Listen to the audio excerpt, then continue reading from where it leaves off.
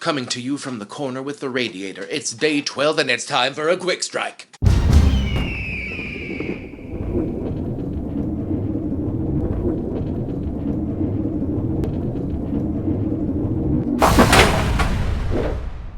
Hello everyone and welcome back to the Dohyo here on Mr. JWags channel. It is day 12 and it is time for a quick strike, a small tapas amuse-bouche sized episode that we do mid-Basho occasionally, apparently not on any sort of regular schedule, where we talk about the Basho in progress and see what we're feeling about it in real time.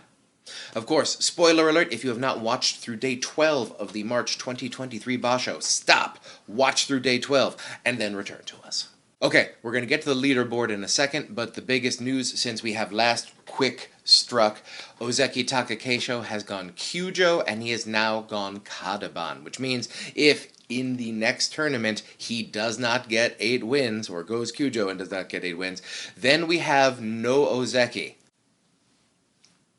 So, the big question for me is there any chance of an Ozeki promotion out of this tournament? And I think there's an outside shot for 3 people at this time. So I just want to get my thoughts down on the record in case it happens. I can say I sort of predicted the thing.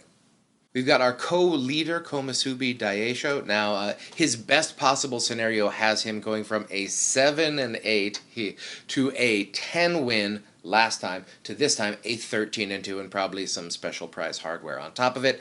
That would give him 30 wins, and through my research I have figured out 30 wins is an Ozeki run for some people. There have been 7 instances in modern Sumo since 1958 till now, the start of the 15 days 6 Basho a year system. 7 Ozeki runs that have been 30 or fewer wins. But one thing we have never had is someone directly promoted from Komusubi to Ozeki. So even though Dayisho has a very impressive resume, he has a whole bunch of special prizes, and this would be his second Yusho, I think it would be very, very unlikely that even if he wins out and gets 30 wins and a Yusho, that he would get directly promoted from Komusubi.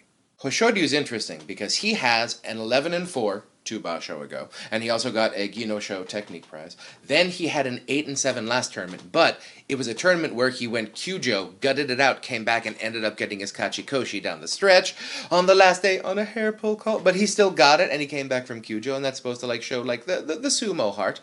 At best, if he wins out, he will get 11 wins in this tournament, which would make him right at 30. He's very young, he's very promising. He has basically hung out in the Sanyaku for over a year now and hasn't gotten a Make Koshi.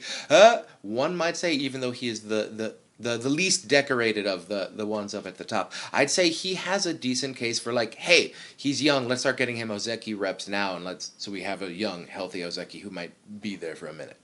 And then we have Sekiwake Kiribayama, who might have the best case of all. First of all, he's a Sekiwake, very important. Second of all, he beat Hoshoryu today, so he is going to end up with a best possible record of 12-3, and he has not yet faced either of the 2 leaders, Dayisho or Midori Fuji. So of the people who are 1 win back of the leaders, Kiribayama can still sort of control his fate. So Kiribayama's best possible route goes from a first Basho total of 8, and then an 11-4 Junyusho Ginosho in there.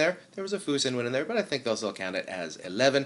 If he wins out with a 12-3 Yusho or Junyusho in this tournament, then I think he would have the best, first of all, numerical case, he'd have 31 wins. Kiribayama is still in his prime and has been reasonably healthy, so if they were to promote him off of this with 31 wins, it would not be considered the most difficult of Ozeki promotions, but I think everyone would say, yeah, we could probably use a young, fresh Ozeki at this point. So, of course, all this is speculative, and all of these gentlemen would have to win out to even consider this, but we will talk about this much more in the recap. Okay, so, the leaderboard of the Yusho. Sorry to make that sort of the B-plot, but I've been thinking about these Ozeki possibilities all day. So, our leaderboard is Midori Fuji from Higashira 5 and Komusubi Dayisho. Alright, so, who's facing who down the stretch? Midori Fuji gets Hoshoryu tomorrow. I'm not optimistic about his chances. And then I think he would probably end up facing Dayisho and then Kiribayama for his 2 best possible opponents at that point. But if Midori Fuji keeps losing, at what point are they going to stop putting him up against the top rankers and maybe give him a little bit of an easier schedule at the end? Dayisho gets Meisei tomorrow, and then he still has not faced Midori Fuji or Kiribayama, so I think there's going to be the last 2 days is going to be those guys facing each other. So as I mentioned before, Kiribayama still sort of controls his own destiny if he can win out. And in the chase group, one win behind the leaders at 9-3, we have Kotonowaka, Wakamoto Haru, and the aforementioned Kiribayama. So, as predicted, a very strong Sanyaku in this tournament, with the possible exception of some Cujos and Tobizaru. Sorry.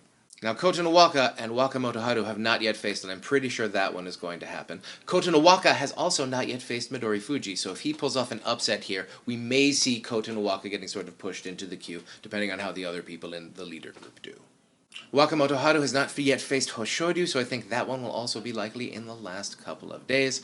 And like I said with Kiribayama, I imagine he is going to face Midori Fuji and Dayisho down the stretch. He gets the surprisingly resurgent Endo today, so let's see if Kiribayama can win out with those three. Alright, if you haven't been following Judio, you still have time. Get down there, check it out. So Ichi Nojo has gone full ham beast mode.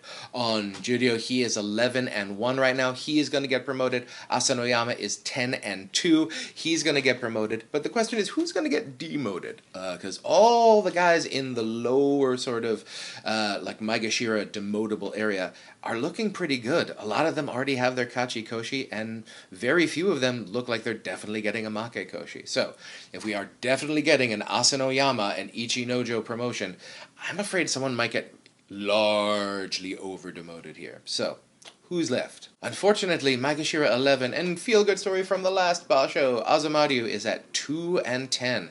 And if he finishes even like 4-11, I think he is going to end up one of well, on that midnight train to Judio. And Bushozan at Maegashira 14 is at 4-8 right now. Ooh, like if he wins out, I think he's fine. But if he doesn't win his last three, I'd say a 6-9 might even get him a little over-demoted to make room for Ichi Nojo.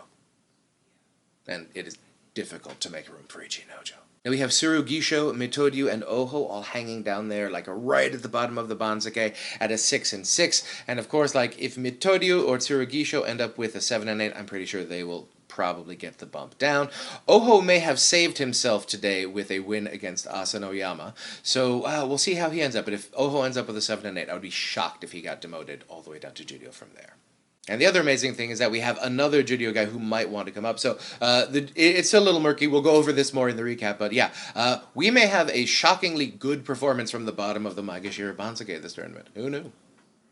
This has been an amazing Basho, and I cannot wait to see how it finishes. I'm sure you can't either. Thanks for joining us here on this Quick Strike!